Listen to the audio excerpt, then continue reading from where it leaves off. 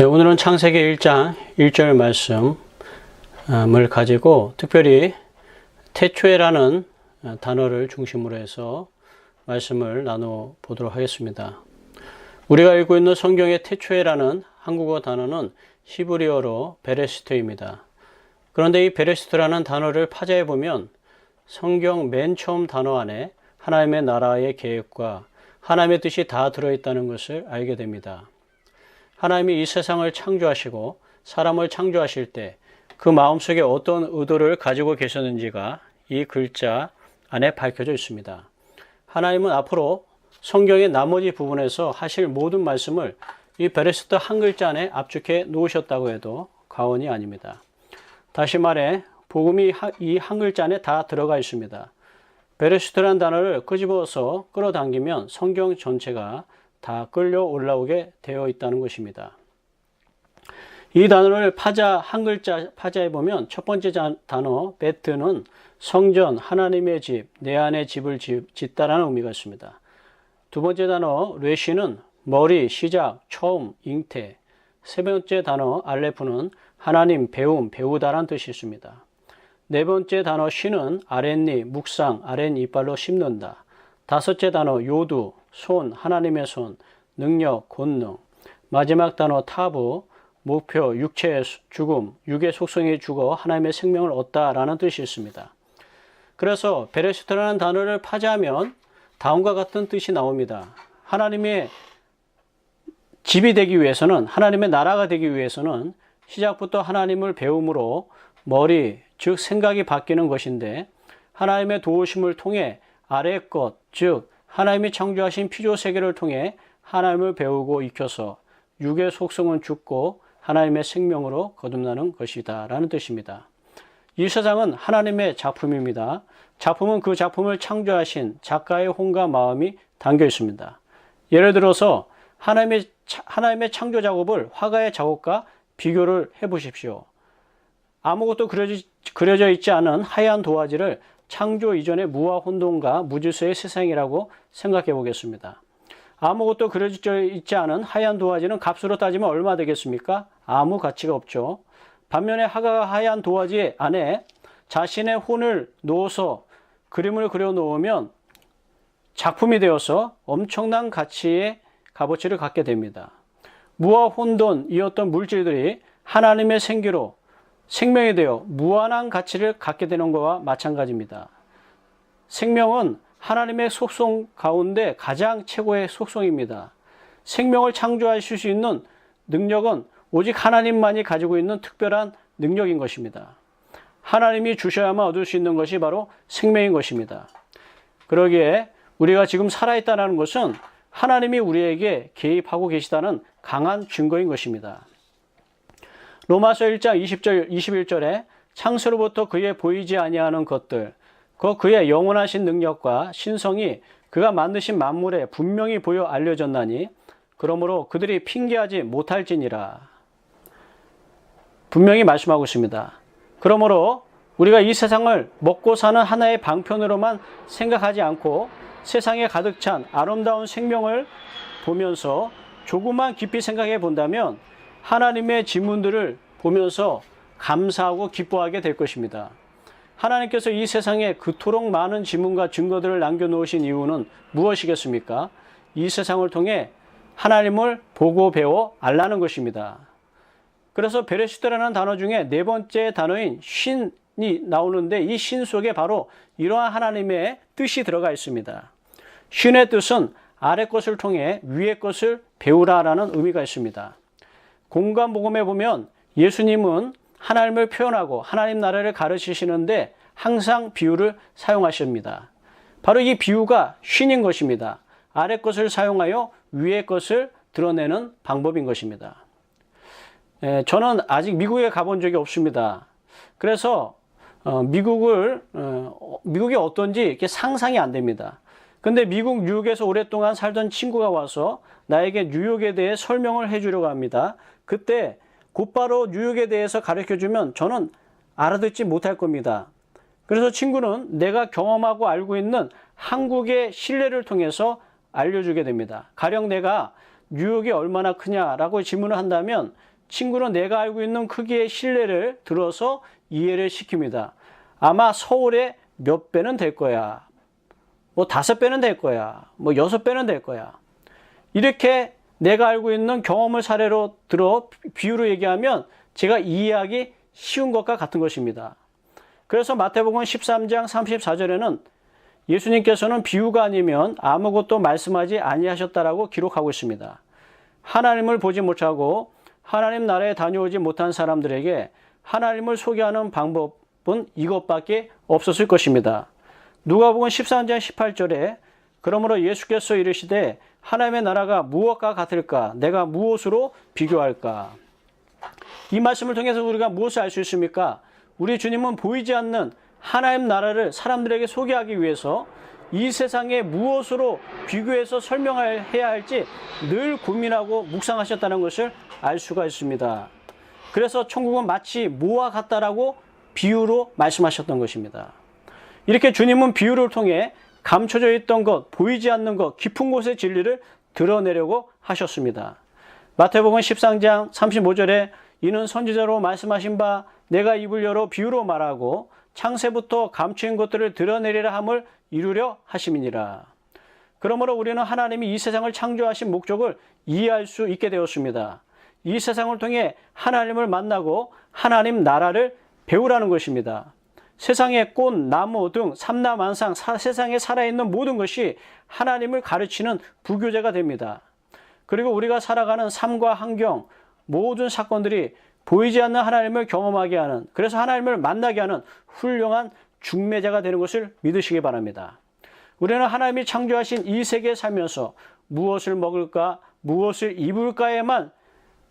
입을까라는 생각에만 함몰되어서 살면 안 됩니다. 그렇게 살게 되면 하나님이 우리에게 주시고자 하는 생명을 발견할 수가 없습니다. 그런 의미에서 과학은 세상에 나타난 하나님의 지문을 발견할 수 있는 좋은 도구가 됩니다. 실제로 많은 과학자들이 세상에 나타난 놀라운 질서와 원리들을 연구하면서 하나님이 살아계시다는 확실한 증거를 알고 하나님께 나오고 있다고 합니다. 우리가 마음을 열고 겸손하게 배우려고 마음을 먹으면 하나님께서는 피조세계를 통해 얼마든지 자신을 우리에게 알려주시는 분이신 것입니다. 이 세상을 단순히 우리 육체가 먹고 살며 살아가는 방편으로만 보지 마시고 이 세상을 보면서 이 세상을 창조하신 하나님이 얼마나 능력이 있으신지, 이 우주와 생명을 유지하시는 하나님의 지혜와 능력이 얼마나 크신지, 또 끝없는 우주를 보며 창조주 하나님은 얼마나 광대하신 분인지 묵상할 때 하나님을 믿고 신뢰할 수 있는 우리의 믿음은 더욱 커지고 발전되게 될 줄로 믿습니다. 이렇게 큰 믿음이 만들어질 때 우리는 어떤 상황과 환경 속에서도 요동하지 않는 믿음의 굳건한 사람이 될 수 있는 것입니다. 두 번째로 베레시트에 나오는 첫 단어 베트를 보면 이 세상은 하나님의 성전으로 창조되었다는 사실을 알 수가 있습니다.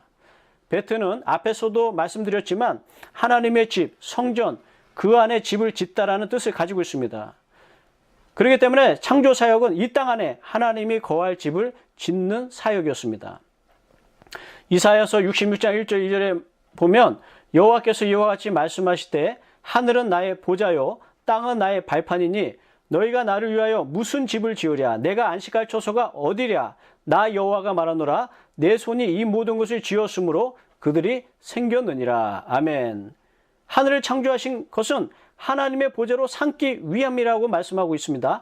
땅을 창조하신 것은 하나님의 발판으로 삼기 위함이다. 내가 안식할 처소가 어디냐? 바로 하나님이 창조하신 이 세상이 아니냐? 말씀하고 있지 않습니까? 이를 위해 하나님이 당신의 손으로 이 모든 것을 지으시고 생겨나게 했다고 말씀하고 있습니다. 하나님은 세상을 이렇게 창조하신 후에 세상을 관리하고 다스릴 자신의 형상을 닮은 아들을 창조하신 것을 믿으시기 바랍니다. 그것이 바로 아담입니다. 창세기 1장 26절에 보니까 하나님이 이르시되 우리의 형상을 따라 우리의 모양대로 우리가 사람을 만들고 그들로 바다의 물고기와 하늘의 새와 가축과 온 땅과 땅에 기는 모든 것을 다스리게 하자 하시고, 그런데 이 하나님의 아들 아담이 나중에 어떻게 됩니까? 우리가 잘 알다시피 사단의 깸에 넘어가게 됩니다. 너희도 하나님처럼 될 수 있다. 하나님으로부터 독립하라. 라는 이 사단의 꿰매 빠져버리게 됩니다. 그 결과 하나님을 떠난 이 아담은 하나님의 성전이 이 땅을 자신의 소유인 양 빼앗고 자신의 욕심을 채우는 곳으로 만들어버리고 말았습니다. 에스겔서 36장 5절에 보니까 주 여호와께서 이같이 말씀하시기를 내가 진실로 내 맹렬한 질투로 남아있는 이방인과 에돔 온 땅을 쳐서 말하였노니 이는 그들이 심히 즐거워하는 마음과 멸시하는 심령으로 내 땅을 빼앗아 노략하여 자기 소유를 삼았음이라. 하나님을 떠난 사람은 하나님의 거룩한 땅을 지키지를 못합니다. 하나님의 땅을 이용해서 자기 욕심을 취하고 그 땅을 더럽히는 죄의 소굴로 만드는 것입니다. 하나님을 떠난 사람은 스스로 생명과 질서, 평안과 복을 만들 수 있는 능력이 없습니다. 하나님을 떠나면 무엇을 하든지 무엇을 가지든지 점점 사망과 더 가까워질 수밖에 없게 되는 것입니다. 마음으로는 생명이 충만한 삶을 살고 싶은데 열매는 계속해서 무질서와 혼돈이 나오고 공허와 만족 없는 열매의 삶을 맺게 되는 것입니다. 따라서 하나님을 떠난 사람들이 다스리는 땅도 그들과 공동 운명을 맞이하게 되는 것입니다. 그래서 이 땅도 고통을 겪으며 혼돈과 무질서로 가득하게 됩니다. 로마서 8장 22절에 그러므로 피조물이 다 이제까지 함께 탄식하며 함께 고통을 겪고 있는 것을 우리가 아느니라. 죄와 사망의 자식이 되어 마귀의 하수인이 된 사람들은 하나님의 성전으로 창조된 피조세계를 더럽히고 있습니다. 그 결과로 아무 잘못 없는 이 땅과 피조물들도 죄인들과 함께 죄와 사망과 저주의 열매를 맺는 장소로 바뀌며 하나님의 심판의 장소가 되고 말았습니다. 성경은 그 신뢰로 노아의 홍수 사건과 소돔과 고모라의 심판 사건을 기록하고 있는 것입니다. 지금의 세상을 한번 보십시오. 노아의 홍수 때나 소돔과 고모라의 시대의 죄악상과 비교해서 전혀 뒤처지지 않고 있습니다. 물질 숭배, 한군 숭배의 사상이 하늘을 찌르고 있으며 특히 성적인 문화는 하나님의 창조의 질서를 위협하고 있는 것입니다. 동성애는 소돔과 고모라가 하나님의 진노의 심판을 받게 했던 핵심적인 죄목이었습니다. 그런데 사단은 현대인들의 마음을 험하고 공허하게 해서 동성애와 동성애 결혼을 법으로 합법화시키자고 하고 있습니다. 이것이 인권이고 이것이 사랑이라고 하는 이상한 논리를 적용하면서 말입니다. 이것은 하나님의 성전인 창조세계를 더럽히는 명백한 창조 질서를 깨뜨리는 죄인 것입니다. 사람들을 멸망으로 끌고 가려는 명확한 사단의 의도가 이 속에 숨어 있습니다. 그렇기 때문에 이렇게 더럽혀진 세상은 하나님의 말씀으로 회복된 하나님의 자녀들이 나타나주기를 간절히 바라고 있다고 성경은 기록하고 있습니다. 로마서 8장 19절 21절에 피조물이 고대하는 바는 하나님의 아들들이 나타나는 것이니 피조물이 허무한데 굴복하는 것은 자기 뜻이 아니요 오직 굴복하게 하시는 이로 말미암음이라. 그 바라는 것은 피조물도 썩어짐의 종로를 한 데서 해방되어 하나님의 자녀들의 영광의 자유에 이르는 것이니라. 하나님은 죄와 사망과 저주로 멸망하는 세상과 사람들을 그대로 보고 계실 수가 없었기 때문에 예수 그리스도를 우리에게 보내주시는 것입니다. 베레시드라는 글자의 두 번째 글자 레시는 머리, 시작, 처음, 잉태라는 뜻도 있지만 이 레시라는 단어가 예수 그리스도를 가리키고 있습니다. 놀랍지 않습니까? 예수 그리스도는 하나님 아들의 완벽한 모형이셨습니다. 첫째 아담은 하나님의 형상을 닮은 아들로 지원받았지만 하나님의 말씀을 지키지 못하고 사단의 말에 넘어져 실패하고 말았습니다.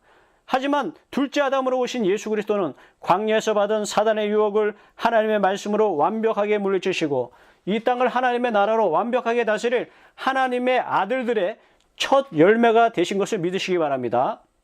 예수 그리스도는 하나님의 뜻을 받들어 세상을 다스릴 하나님의 아들을 불러내기 위해 오셨습니다.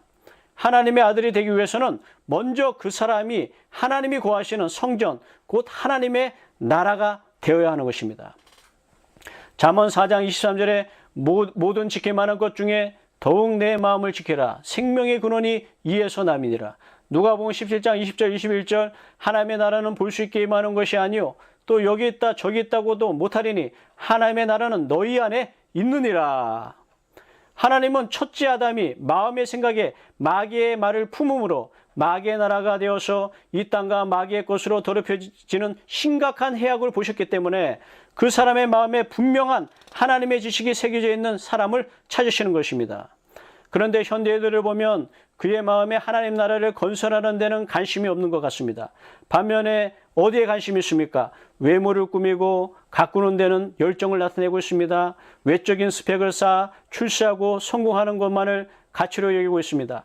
웰빙과 육체의 건강, 열풍이 불어 맛있는 음식과 몸에 좋은 음식 먹기에는 여념이 없으면서 그들의 마음이 어떻게 하면 생명이 가득하고 평안할지에 대한 질문을 하지 않고 있습니다. 여러분, 이 질문을 갖게 된다면 하나님께서는 반드시 우리에게 자신을 보여주실 것입니다. 우리에게 생명을 주실 것입니다. 그러기에 하나님을 마음에 모시는 사람은 하나님 나라의 소망을 품고 하나님께서 그 마음에 하나님 나라의 생명을 부어주실 줄로 믿습니다. 고린도전서 3장 16절에 너희는 너희가 하나님의 성전인 것과 하나님의 성령이 너희 안에 계시는 것을 알지 못하느냐. 마태복음 6장 23절 그런즉 너희는 먼저 그의 나라와 그의 의를 구하라. 그리하면 이 모든 것을 너희에게 더하시리라. 내 영혼이 잘 되면 범사가 잘 되고 강건하게 되는 것이 하나님의 뜻인 것입니다. 우리 마음 안에 하나님의 생명이 거하시면 육신은 저절로 잘 되게 되어 있습니다. 육신의 삶도 복되게 되고 주변의 환경도 잘 되게 되고 우리의 모든 삶 속에 체험받는 풍성한 삶을 누리게 하나님이 허락하여 주실 것을 믿으시기 바랍니다. 그러나 실상은 그렇지 못한 것이 안타깝습니다. 현대인들을 보십시오. 많은 사람들이 말씀을 믿지 않고 있습니다. 믿지 않기 때문에 그러한 삶을 살지 못하고 풍성한 생명을 누리지 못하고 있습니다. 바로 그것은 말씀보다 세상의 가르침과 세상의 말을 더욱 숭상하고 있기 때문입니다. 말씀을 듣고 알고 믿는다고 하는 기독교인들조차도 하나님의 말씀보다 세상의 가치관에 따라 살려고 하는 것을 보게 됩니다. 왜 그러겠습니까? 우리는 말씀을 듣고 가만히 있으면 안 되겠습니다. 왜 그렇습니까? 이 세상에는 세상의 가치관을 주입하려는 많은 매체들로 가득합니다. TV, 인터넷, 신문, 직장, 학교 어느 곳에 가보세요. 하나님의 생명의 말씀을 가르쳐주는 곳이 어디에 있습니까? 사단은 세상의 많은 매체들을 통해 다 자신의 가르침을 주입하려고 하고 있습니다. 하나님의 말씀을 가르치는 것은 교회밖에 없습니다. 우리가 살아가는 환경이 사단의 가르침에 몰두할 수 있는 이런 역공들로 풍성하다는 것을 여러분 아시기를 바랍니다. 그러므로 우리는 매일매일 결단하지 않으면 안 됩니다. 하나님의 말씀을 따라 살겠노라고 말씀을 암송하며 그 말씀을 믿고 의지하기 위해 노력하겠다고 하나님의 생명을 우리 삶에서 누리기 위해서는 바로 이 육의 감각이 우존하려는 유혹을 물리치고 하나님의 말씀을 신뢰하고 하나님의 말씀으로 연단하는 믿음의 감각을 키워야 되겠습니다. 그러기 위해서는 자기를 부인하고 육체를 부인하는 십자가를 반드시 배워야 합니다. 십자가에 자궁을 들어갔다 나와야 하나님의 아들들이 탄생되는 것입니다. 베레시트의 마지막 단어 타오는 육의 속성을 죽여 하나님의 생명을 얻는다는 뜻을 가지고 있습니다. 이것을 다시 말하면 십자가입니다. 우리 주님은 자신의 십자가를 분명히 지고 가셨습니다. 그러면서 제자들에게도 나를 따르려면 제 몫의 십자가를 너희도 지어야 한다. 그렇게 말씀하셨습니다. 방법은 하나밖에 없습니다. 십자가를 통과하지 않으면 하나님의 생명은 잉태되지 않습니다.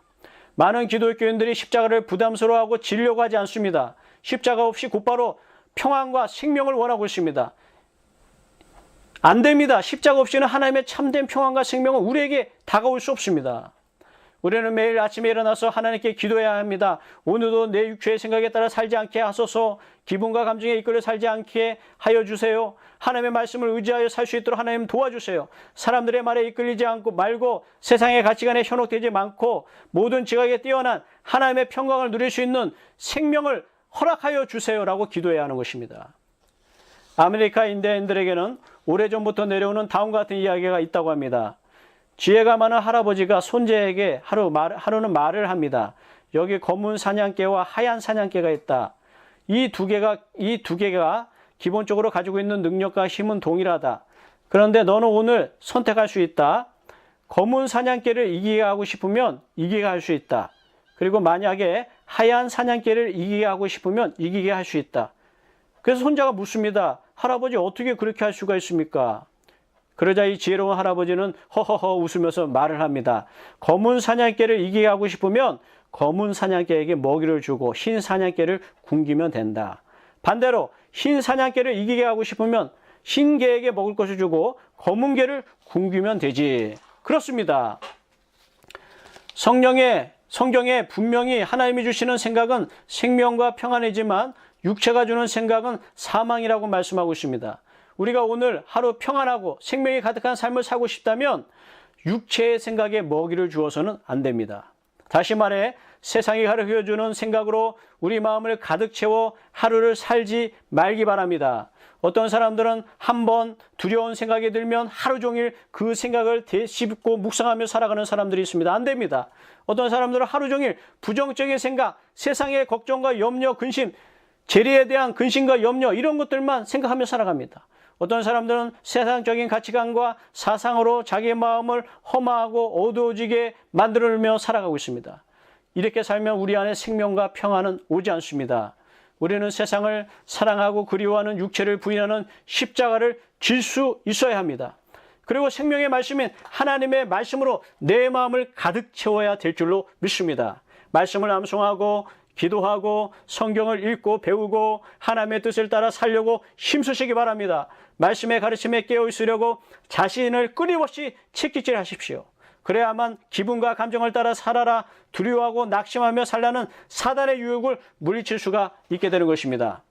나는 육체의 감정과 기분을 따라 살지 않겠다. 하나님이 나를 도와주시고 인도하시니 모든 환경과 상황 속에 나는 복되고 선하게 될 줄 믿어 라고 외치려면 우리의 마음속에 충만한 믿음이 있어야 될 줄로 믿습니다.